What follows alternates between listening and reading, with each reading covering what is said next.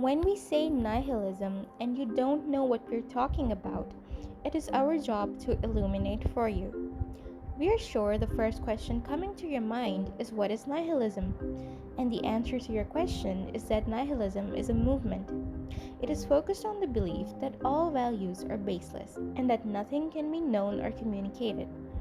It is often associated with extreme pessimism and a radical skepticism that condemns existence.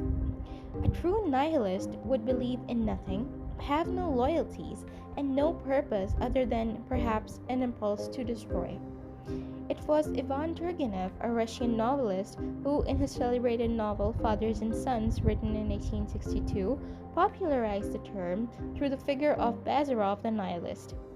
Eventually, the nihilists of the 1860s and 70s came to be regarded as disheveled, untidy, unruly, ragged men who rebelled against their tradition and social order. Now, this documentary is focused on what the German philosopher Friedrich Nietzsche, born in 1844, died in 1900, felt about nihilism.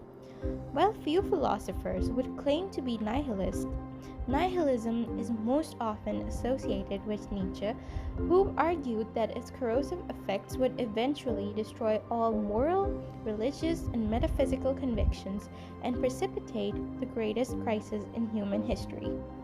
This thinker is sometimes dismissed as a malevolent figure obsessed with the problem of nihilism and the death of God. Understandably, these ideas are unsettling. Few of us have the courage to confront the possibility that our idols may be hollow and life has no inherent meaning. But Nietzsche sees not only the dangers these ideas pose, but also the positive opportunities they present. The beauty and severity of Nietzsche's texts draw from his vision that we could move through nihilism to develop newly meaningful ways to be human. For centuries, the Bible gave people a way to value themselves and something to work towards. We all declare St. Paul, with unveiled face, beholding the glory of the Lord, or being transformed into the same image from one degree of glory to another. Corinthians chapter 3 verse 18. The divine and the human meet in this description. Believers felt uplifted because they held God's attention. God loved us. John chapter 4 verse 19. And saw us down to our sinful foundations. Hebrews chapter 4 verse 13. Yet his love persisted. This love enabled them to endure the pain of life. And because he saw man and his faults, they were encouraged to improve themselves little by little and live up to their image. For Nietzsche, the son of a Lutheran pastor, the growth of scientific understanding after the Age of Enlightenment had gradually made it impossible to maintain faith in God. God is dead, Nietzsche proclaimed. He saw the danger in this atheist worldview.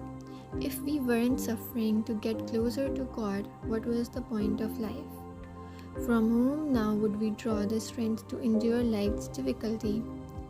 God was the origin of truth, justice, beauty, love. Transcendental ideals we thought of ourselves as heroically defending, leading lives and dying deaths that had meaning and purpose. How could we play the hero to ourselves now? The consequences of the death of God are horrific, but also freeing. In The Gay Science, first published in German in 1882, Nietzsche has the news of God's death relayed by a man driven mad through fear at what a godless life might be like. Eventually, he breaks into churches to sing to God's masses.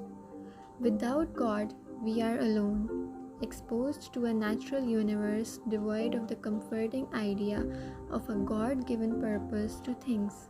According to Nietzsche, this state of nihilism, the idea that life has no meaning or value, cannot be avoided. We must go through it, as frightening and lonely as that will be. For him, nihilism can be a bridge to a new way of being. We are undetermined animals, malleable enough to be refashioned. Our task now is to transform from the old Christian way of being human towards what Nietzsche calls the overhuman.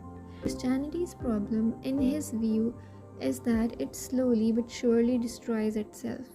Ironically, prizing truthfulness as a virtue eventually leads to an intellectual honesty that rejects faith. Our quest for honesty has given birth to a passion of knowledge.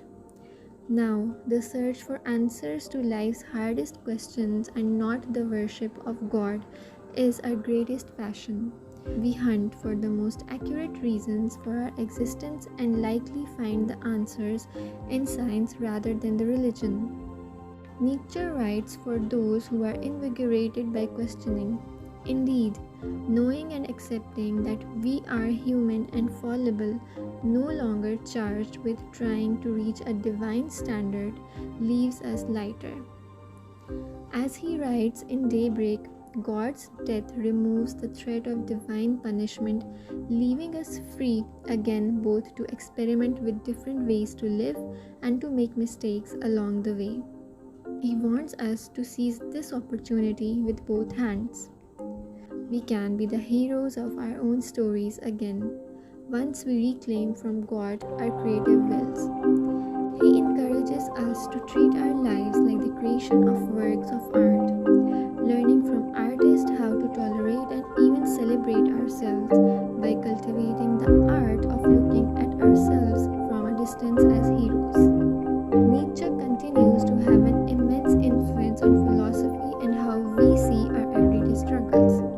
By contrast, he offers us a way toward meaning and purpose without the gruesome consequences of those who impose their religion on others regardless of the cost.